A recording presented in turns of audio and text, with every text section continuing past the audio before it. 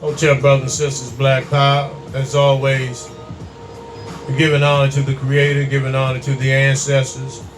Chief of Staff, Brother Harris Abdul.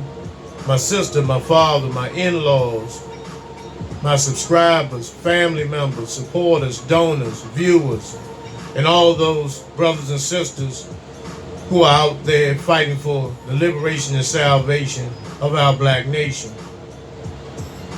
A few things I want to discuss. I believe this is going to be a two-part video. Part one pertaining to this sissy here, Father Koval of the Tennessee Catholic Church of the Incarnation, where, as you can see, Father Jason Koval, once again, who is the head priest at the Catholic Church of the Incarnation, just outside of Memphis. As you can see, he has a four-legged dog with him. Sandra Allen, a black woman who was assigned to clean the rectory of the church, was told to get off of the property. Father Koval stated to her that he did not want her black feet to step into the rectory because his dog doesn't like black people. And so, you all figure this one out. Now here's a two-legged dog teaching a four-legged dog how to hate black people. Not only that, what adds insult to injury is that this elderly woman was sent there to once again do the Beulah and Jemima occupation of cleaning the rectory, cleaning the white man's bathrooms, mopping his floors, plunging his shit. And she was not good enough to even do that, according to him and his dog. Now, of course, they're going to come back because they think that when they make these statements like this, that a lot of them don't go public, they don't go viral, social media or the local media will never find out about it. But see, it's different in this case. And so, once again, to make that defense, and the statement that he makes, this is what they always do. This is the statements that they always make to defend their true feelings. Which is their true feelings? They can't stand niggas. They hate black people. I would respect you more if you just said, your dog doesn't like niggas and you don't either. But see, you'll lose your congregation. You'll run out of boys. You'll run out of altar boys. Because that's who you thought you was going to get to clean the rectory. Some little 12-year-old boy, that you can have your way with. But you always say these statements that, I have no problem with African Americans and all of this bullshit. So, and it's the same way when they are at the workplace. When they're spotted. When you go into these corporate buildings and do a count on how many black people working there, and they'll come and, I don't have a racist bone in my body. Now we have, Shania, she's in collections, and Jamal's in the mail room. These bullshitting jobs, where the sister got to call people and get cussed out all day. Jamal's in the hot ass mail room with mice and rats, and don't know what time it is. Somebody has to come down and tell them that it's lunchtime. These type of corporate 9-to-5 black corporate hostages. And then a lot of you will come home and stick your chest out, like you really got shit going on. But nevertheless, this two-legged dog has trained a four-legged dog. Now, how is it that a dog grows up naturally disliking black people? Loves Latinos, loves Asians, and loves the Ice Age. Now, all of these, including the black people, have different smells, different cultures, and based on the foods that we eat, based on the climates and our different habitational settings, we have different scents. With us having the best scent, because out of all the races, we wash up the most. We bathe them more than any other race. So you had to train that dog to attack. Probably at night, let the dog loose in the church, hoping that somebody looks like me is coming through the window where he can chew them down to gristle. And see, the church is divided. The churches are divided.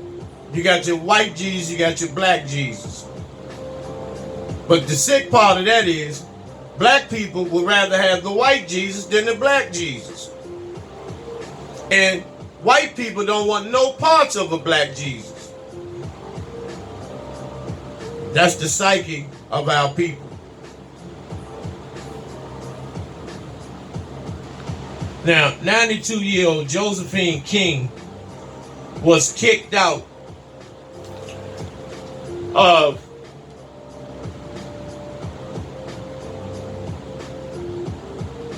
the African Baptist Church right outside of Atlanta, where she's been a member for over 50 years. And she was kicked out of the church, but she was a member for over 50 years for not paying tithes. For not paying tithes. And, it just shows you how messed up things are now. Let me get a better picture.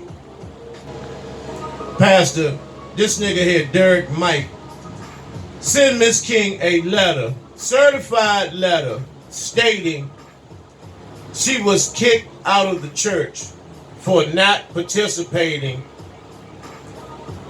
in physical activities as well as financial activities. Now, let me ask you this. Now, her nephew stated that, and her son stated that she has had some health issues. She's 92 years old, so she hasn't been able to make it to church for quite some time.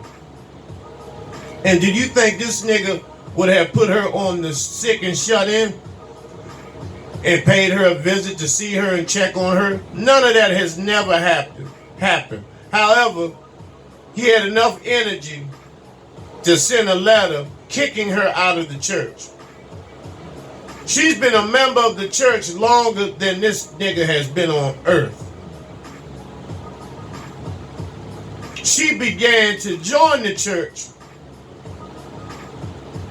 before he was born. So,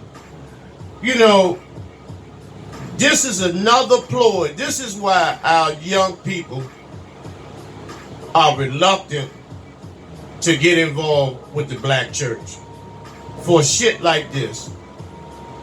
You know, when Creflo Dollar said that he would line people up who didn't give him money on Sundays and have the ushers, line them up out back behind the church and shoot them with fucking Tech 9s and Uzis. Leroy Thompson, where they, throwing hundreds and thousands of dollars on the floor, lying to these people. Tell the people the truth. Tell the people the truth. And I was just talking with someone a little while ago about how because the black church has always been the cornerstone of the community. And I was just talking with someone about how those 5%ers that are committed have to suffer for the 85%.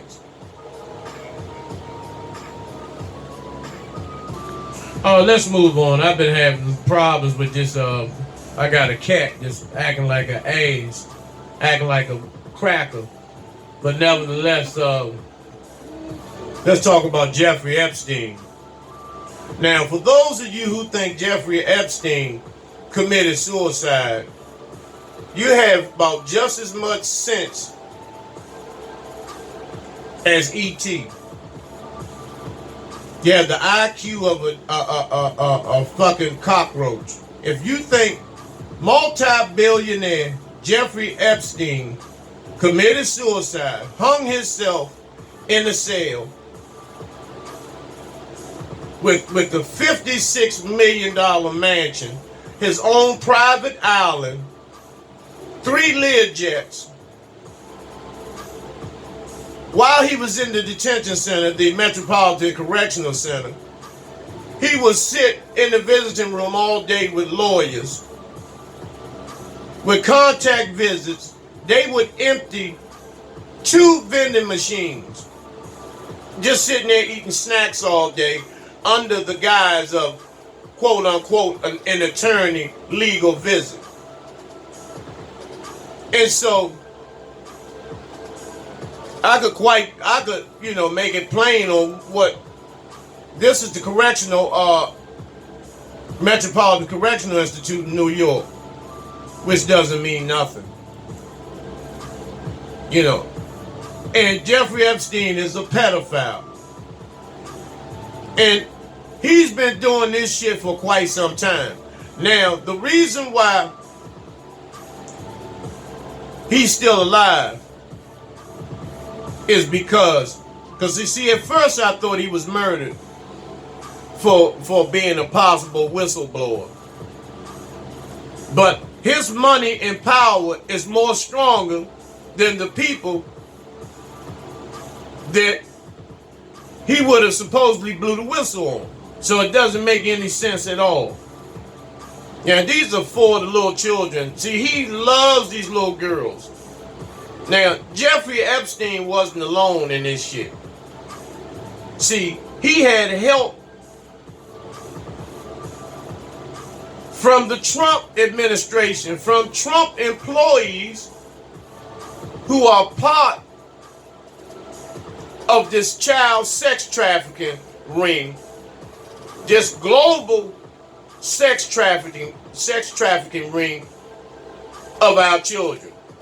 Now, these little white girls, because that's what he likes, little white girls that, no pubic hair, haven't had any menstrual cycles or anything like that, 11, 12, buy them whatever they want,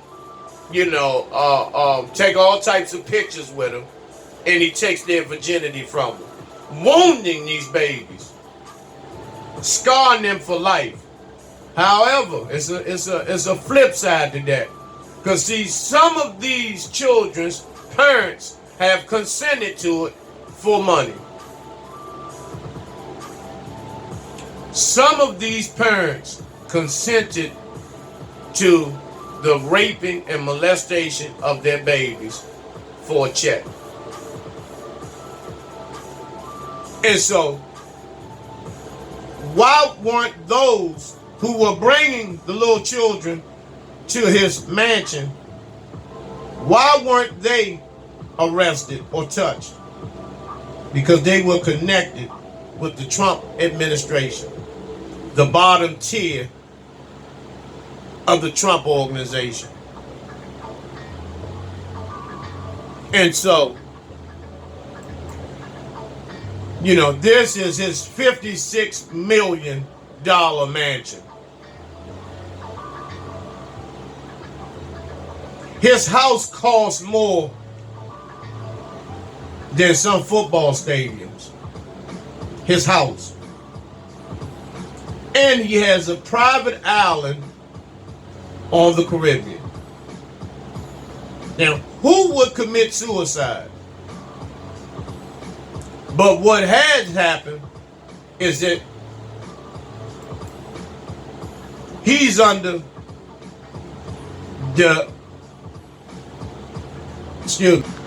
he's under new identity, new name, new identity.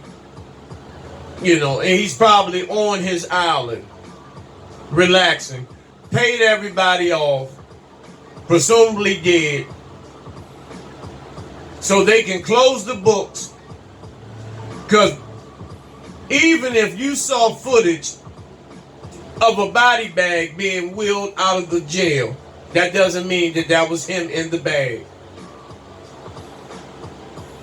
Because they can go to any college campus and get a cadaver, which is somebody that's already a corpse that has been donated to science, that college students work on, that are in forensics and what have you. So it's just that easy for him because of the people that he has on the string. He also done work for the Israeli Mossad and possibly MI5 as well. Don't forget, what is his last name? Epstein. Let's not get it twisted. So, if you think he's still alive, if you think he committed suicide on the 9th of August, you are out of your mind. And now what I want to talk about is the crack epidemic and how it actually started with the Reagan-Bush administration. Now, I know you all remember when Ronald and Nancy Reagan, when them two old devils were on television with a brick of crack, stating that they recovered that in front of the White House. Now, how dumb do you think the people were at that time? I never went for that. Just a key of crack sitting in front of the White House. And so this was a ploy to make it appear like crack was already here in the U.S. A hell of a strategy. Fooled a lot of people, but not all of us. So a lot of people thought that crack was already here when it was just a test for the people to bite, to believe that it was here. When in fact, they were about to put it on the streets. The Reagan-Bush administration, which George Bush, who was head of CIA at the time, made deals with the Nicaraguans and the Colombians for exchange of weapons to assist them in the war that the Nicaraguans were in with the Colombians, which Oliver North supplied. Lieutenant Colonel at the time in the Marine Corps, Oliver North, supplied the weapons in exchange for the crack cocaine. Here that devil is. He admitted under oath that he done that. That he exchanged weapons, U.S. weapons, for crack cocaine to start in the south central Los Angeles area and flood the entire United States, primarily and particularly and exclusively all black inner cities. Didn't get a day in jail. He's responsible for the exchange of nearly 2 million kilos of crack cocaine. 2 million kilos. He's far past a drug lord. And what did he get? His own syndicated radio television show as punishment. So, Blandone, who was used to bring the crack into South Central, where Ricky Ross, was responsible for the distribution of crack cocaine in the United States, which devastated, murdered millions of black people. Millions.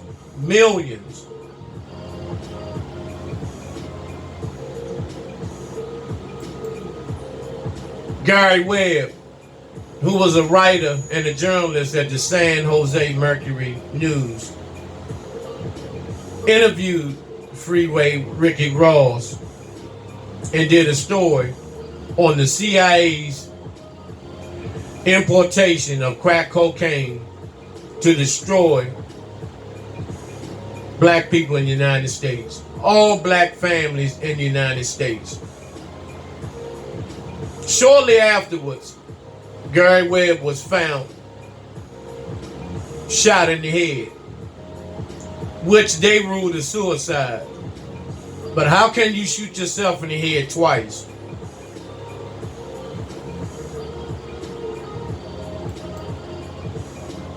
Ricky Ross ends up getting time, life in prison. Blandone gets pardoned for his role in bringing all those millions of kilos of crack cocaine for Ricky Ross to distribute. But Blandone gets a pardon, no jail time. The black man, Ricky Ross, gets a life sentence. Does over 20 years in prison. That brings you to what's going on now. The story that John Singleton put together, which was about Ricky Ross, the TV series called Snowfall, which some of the parts are fictionalized, but the moral of the story is real as it can get. Because you have these two young brothers out of South Central that the government used to distribute and poison all black communities in the United States with crack cocaine.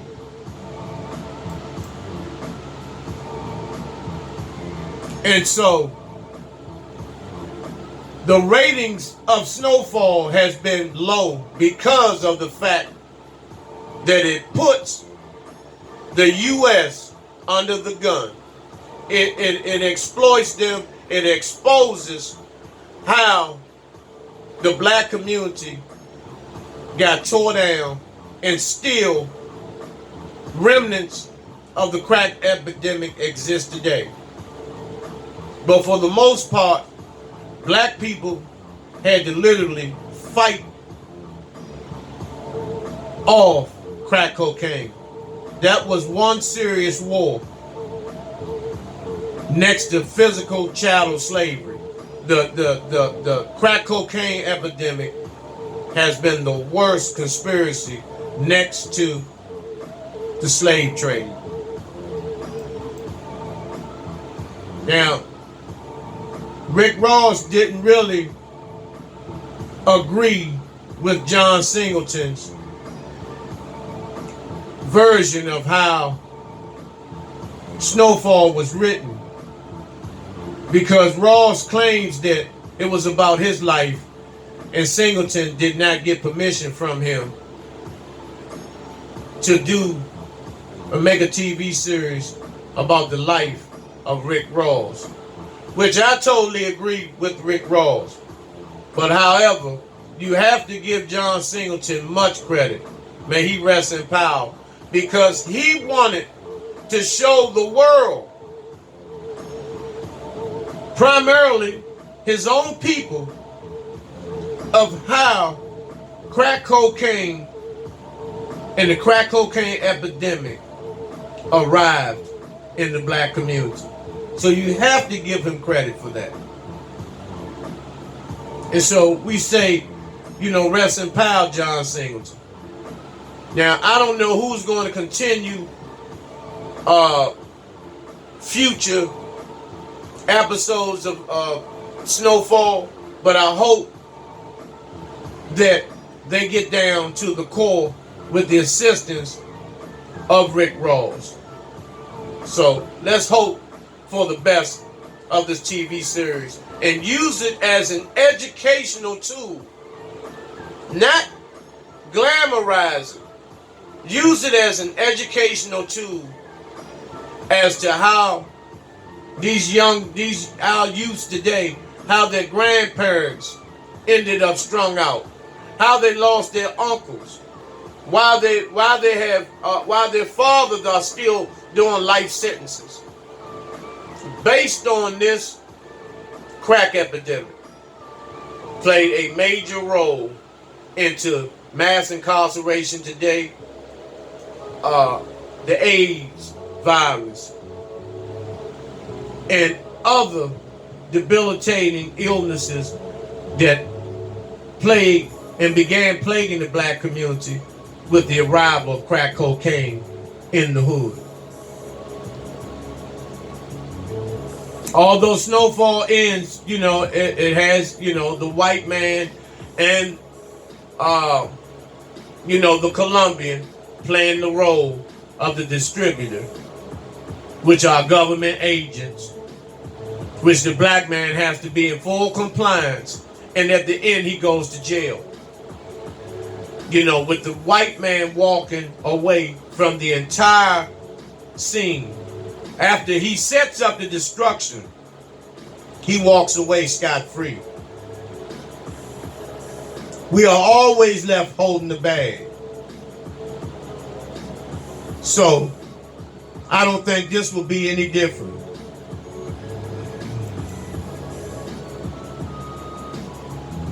And so, brothers and sisters, I'm going to get back with you all on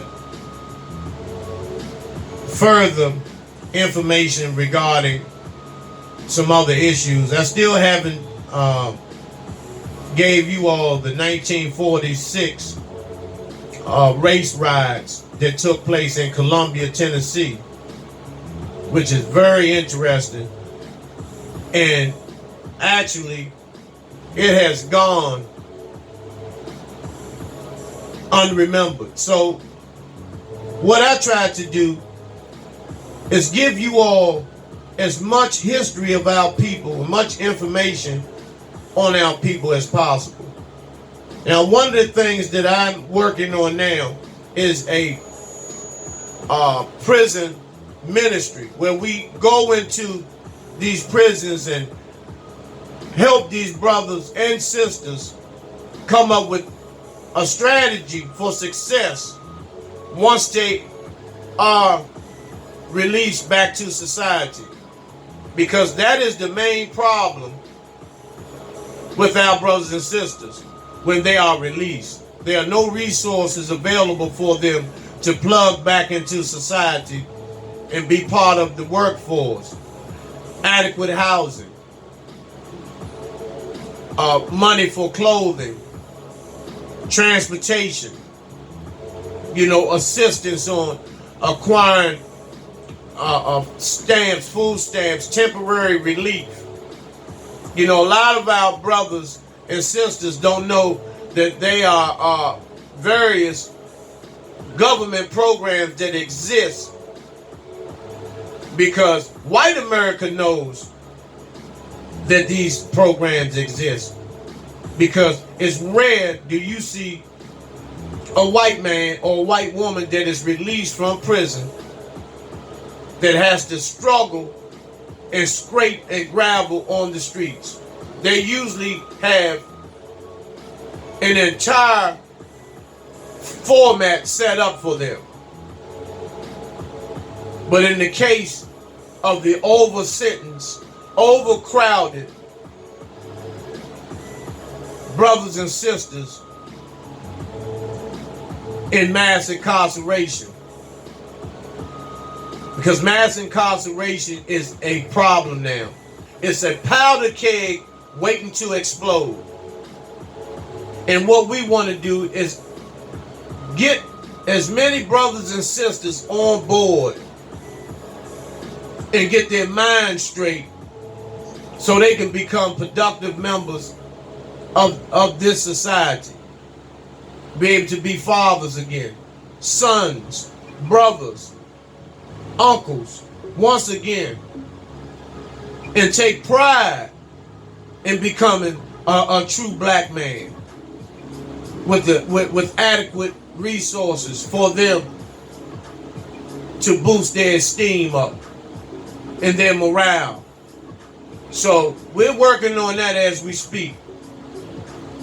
And I'll be back with another video very shortly. So in the meantime, brothers and sisters, as always, Hotep, Black Power.